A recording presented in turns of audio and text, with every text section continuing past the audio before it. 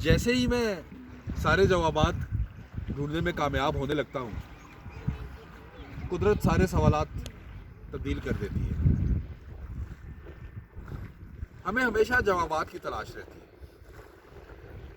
ہمیں یوں محسوس ہوتا ہے جیسے زندگی کا مقصد سمجھنے کے لیے جوابات جاننا بہت اہم ہوتے ہیں،